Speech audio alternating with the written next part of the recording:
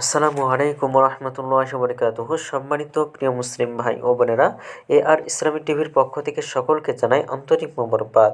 আশা করি সকলে ভালো আছেন। আমি আলহামদুলিল্লাহ আল্লাহর রহমতে ভালো আছি। আজকে আপনাদের মাঝে আলোচনা করব যে দোয়া পাঠ করলে কঠিন কাজও সহজ হতে আপনাকে সাহায্য করবে। তো চলুন আমরা জেনে নিই হাদিস থেকে। পৃথিবীতে অসম্ভব বলে কিছুই নেই। মানুষ চেষ্টা করলে যে কোনো কাজ সম্ভব। বর্তমান সময়ে এর উদাহরণ অহরহ। অসাধ্য সাধ্য করার যাত্রা অনেক সময় কষ্টকর মনে হয়। শুরু করেও পিছিয়ে আসতে চান। হতাশা হওয়ার কিছুই নেই। সাহস এবং ভরসা রেখে কাজ করা উচিত। কাজ সহজ করতে আল্লাহর সাহায্য চাওয়া উচিত। কোনো কাজ কঠিন মনে হলে আল্লাহ তাআলার সাহায্য পেতে হাদিসে বর্ণিত এই দোয়াটি পড়া যেতে পারে।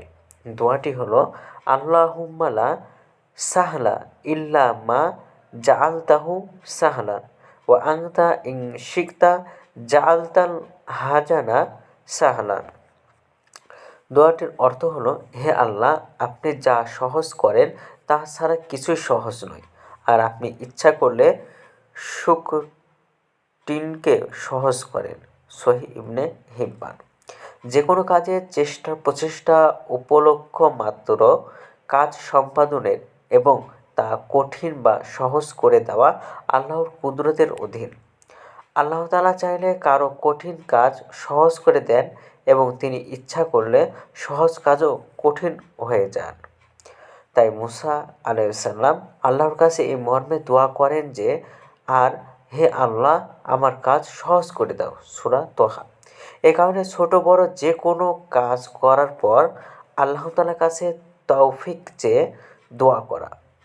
অসংখ্য হাদিসে নেক কাজের তৌফিক লাভের জন্য দোয়া করার কথা বর্ণিত হয়েছে।